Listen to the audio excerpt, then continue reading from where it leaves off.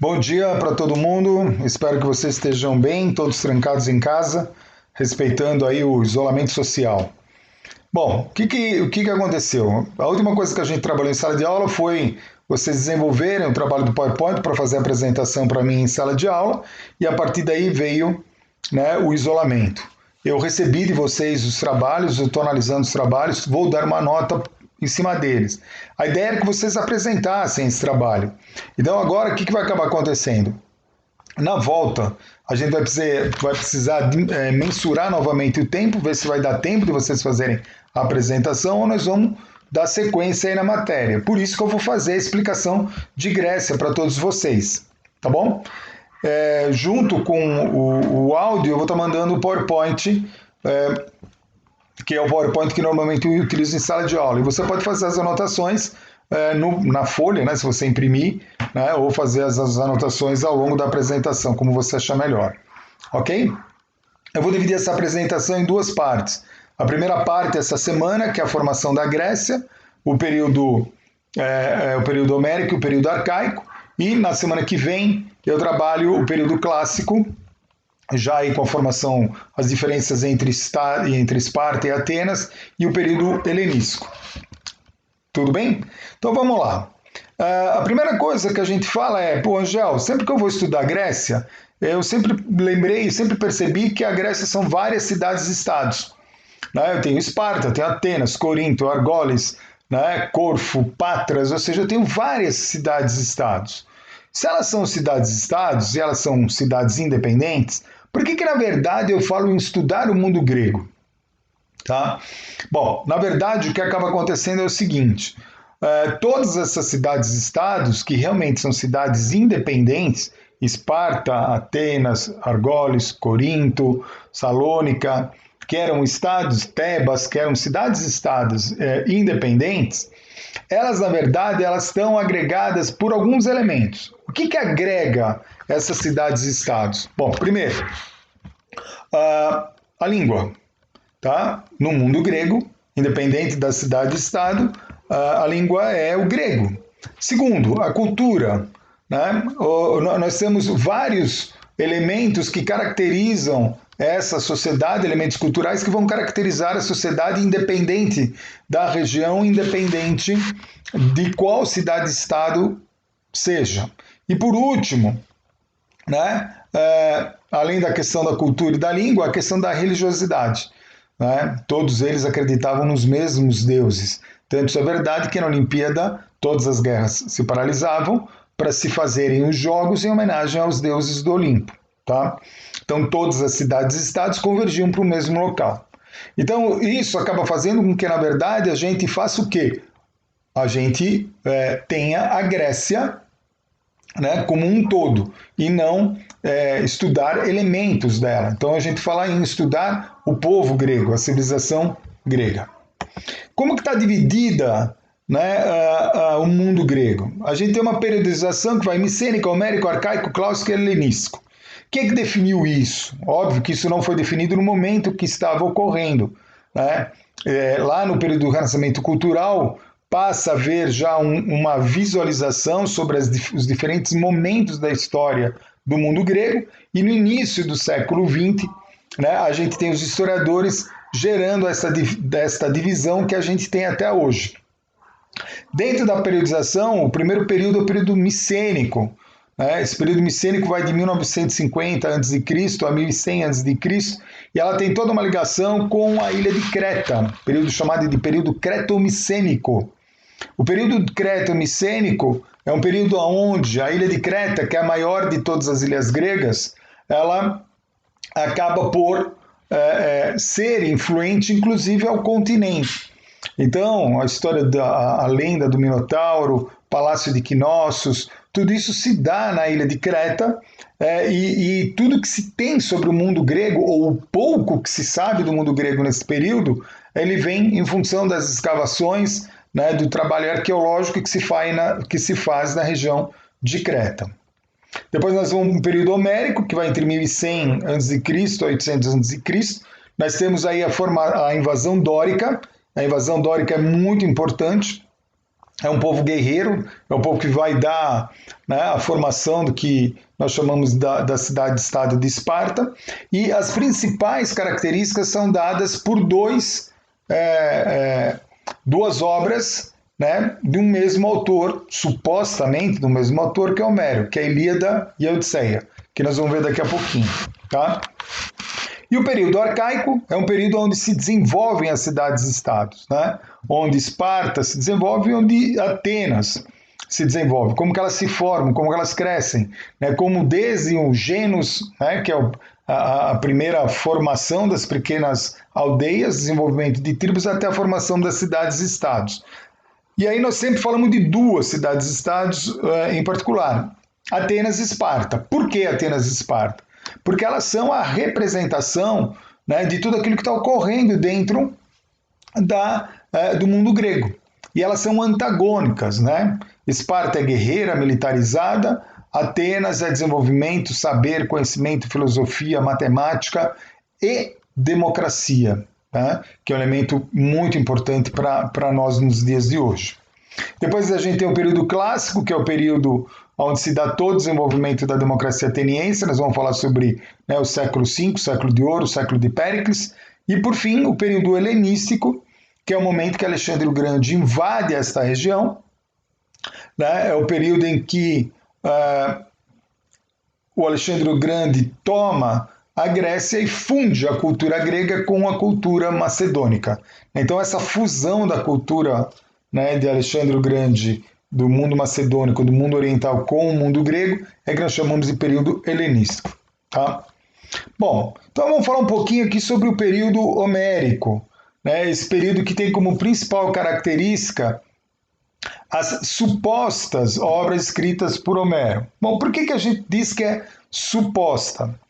Nos últimos 20, 30 anos, passou a existir um movimento muito forte, principalmente dentro da área da literatura, dizendo que Homero não poderia ter escrito essas duas obras. Primeiro, a gente precisa pensar que na época esses poemas não foram escritos, são poemas orais, ou seja, que foram passando de geração em geração, de décadas em décadas, de séculos em séculos, através da oralidade. Então, primeiro, acredita-se que muito dessa obra ela foi modificada em função da sua própria oralidade.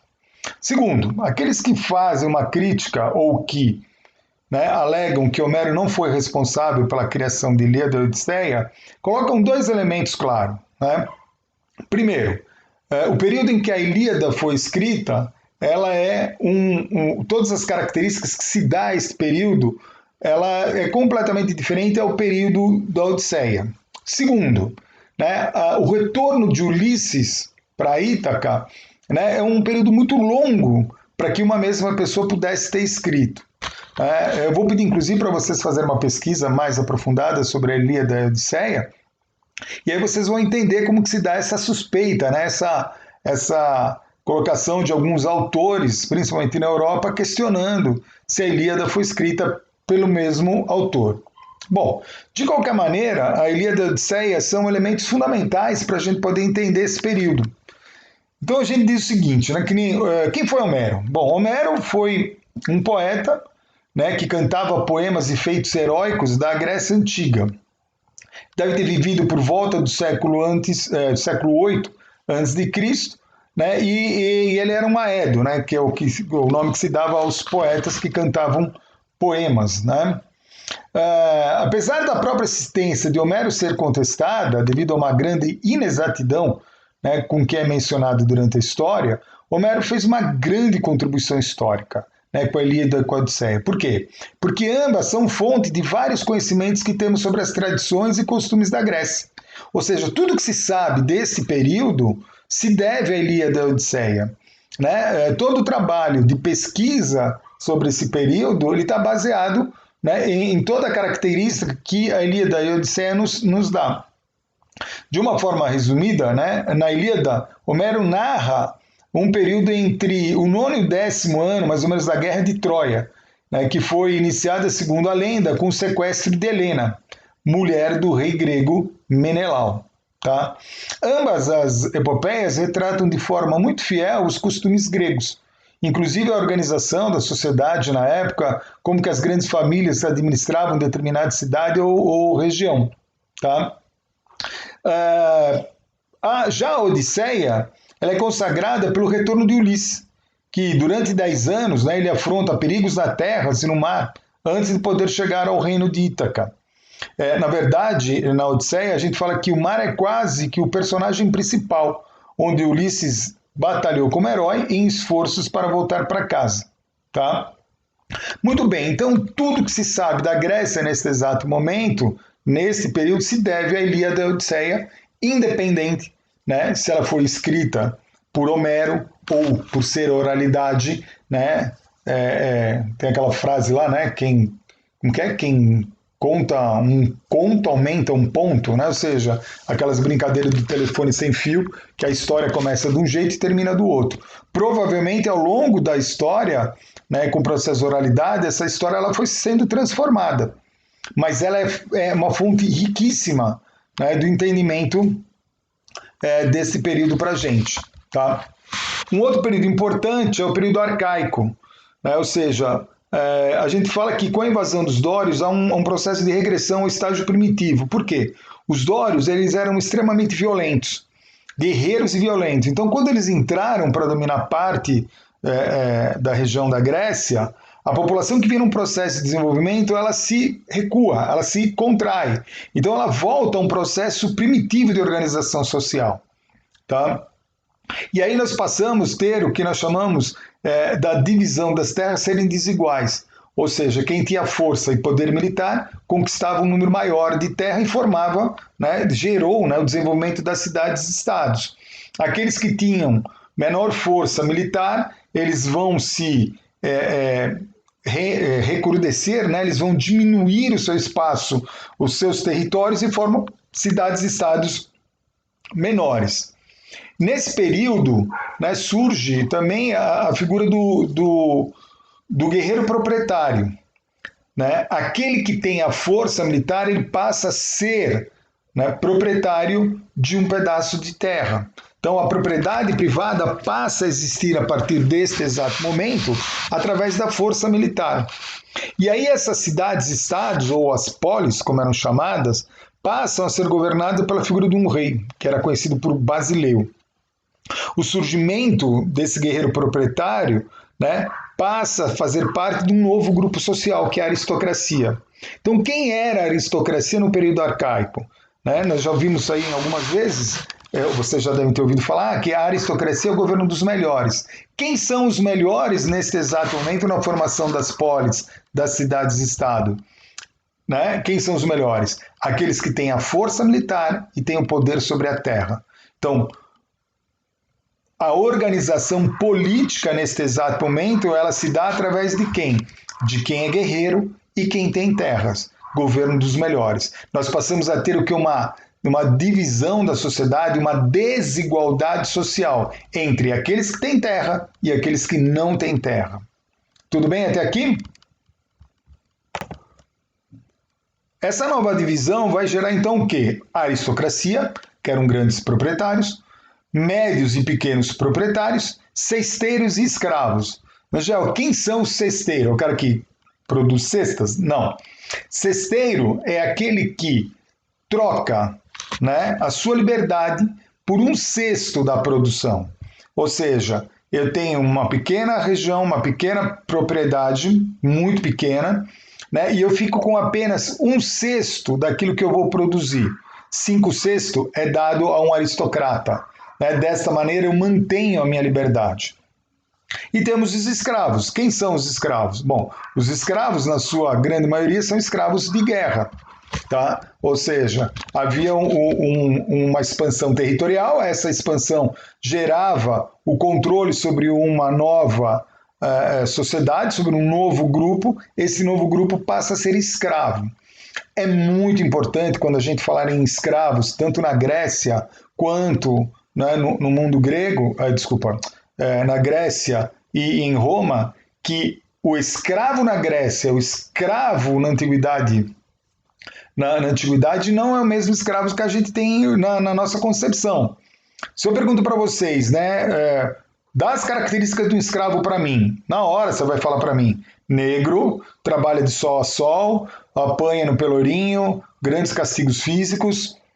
Esse escravo da sociedade moderna não é o escravo grego, tá? O escravo grego ele não é negro, o escravo negro ele vem através das conquistas militares, tá? Muito bem, o que acaba acontecendo com o mundo grego nesse exato momento? Começa a faltar terra para parte da população. A Grécia é uma região muito árida, né, no processo produtivo. Eu já tive 2 vezes na Grécia e uma coisa que a gente percebe é que é só pedra, pedra, pedra, pedra. Você não tem uma região fértil como a gente encontra nos campos aqui do Brasil, né, que tudo que você imaginar, né, tudo que se planta dá, né? Não, cara. Então o que começa? Há um aumento da população, esse aumento da população faz com que haja necessidade de uma maior produtividade. A Grécia em si, ela não me dá essa possibilidade de produção, e aí nós vamos ter o quê? Né? Uma população emigrando, ou seja, deixando as cidades-estados gregas e indo para outras regiões. Hoje em dia a gente sabe, né, que essa emigração grega se deu por todo o mar Mediterrâneo. Você encontra, né, ruínas gregas por todas as principais cidades que estão próximas, né, ao mar Mediterrâneo. Da onde vem isso? Do processo de emigração. Tá? E isso vai fazer que essas pessoas que emigraram acabem gerando uma nova classe social, que é uma nova aristocracia, que são os aristocráticos ligados ao comércio.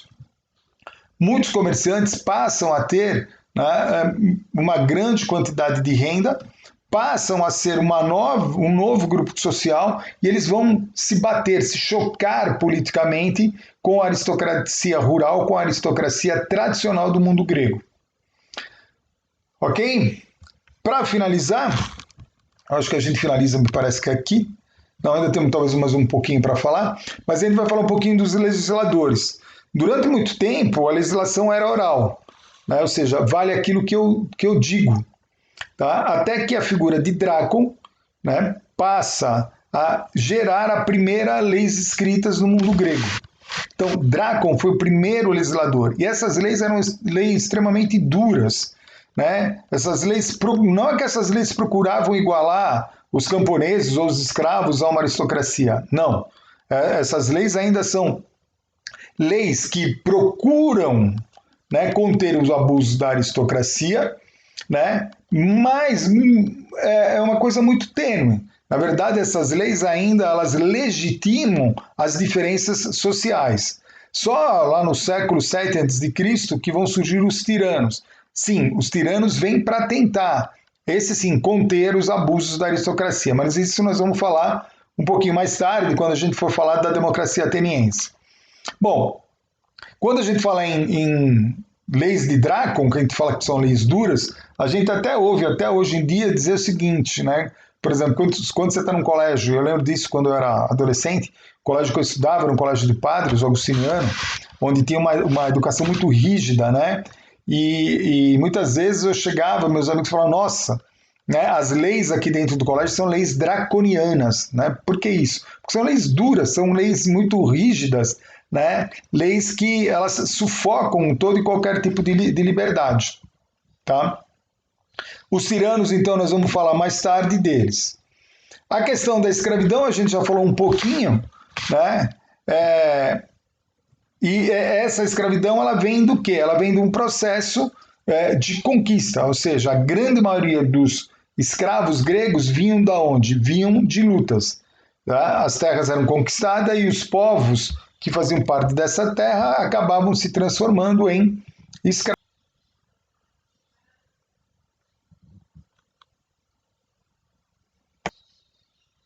Algumas leis acabaram por diminuir aí o processo de escravidão, né? Não as leis de Drácon, mas nós vamos ter algumas leis mais adiante, que nós vamos falar quando falarmos sobre a democracia grega, que vai proibir, por exemplo, a escravidão por dívida. E ao proibir a escravidão por dívida, passa a existir a falta de mão de obra para o sistema produtivo. O que eles vão fazer? Eles vão acabar né, escravizando estrangeiros. Tá? Isso foi uma saída para poder manter o sistema produtivo atuante. E aí tem uma coisa muito interessante no mundo grego, que é o quê? Que é o fato da Grécia ter tido um sistema escravista, ele vai possibilitar o homem livre a dedicar-se a atividades intelectuais, que eles chamam de ócio. Né? O que é o ócio? O ócio nada mais é do que o tempo livre que eu tenho. Né? Muito de vocês deve estar falando, nossa, com essa pandemia, né, e esse isolamento social, eu estou tendo um tempo livre enorme. Né? Esse é o ócio. Esse tempo livre você tem que otimizar ele de alguma maneira. Senão você vai ficar, né, vamos voltar todo mundo boi, gordo, né, vamos voltar, né, todo mundo pesadão. Cara, temos que otimizar o tempo. Utiliza esse tempo para fazer uma atividade física, otimiza esse tempo para fazer uma leitura. Né? Não fica só na televisão, nos jogos, né, e se empanturrando de salgadinho. No mundo grego, o que acontecia? O fato de eu ter o escravo trabalhando para mim vai me permitir que eu desenvolva o quê? Que eu desenvolva, né, a filosofia. A gente vai ver quando a gente falar em Atenas, nós vamos ter a Ágora. Né? O que era a Ágora? A praça pública, onde se discutia o bem público, onde discutiam os problemas da cidade-estado, da polis ateniense. Quem é que discute? Né? Esta aristocracia que tem um tempo livre. E por que ela tem um tempo livre? Ela tem um tempo livre porque, na verdade, ela tem escravos trabalhando para ela.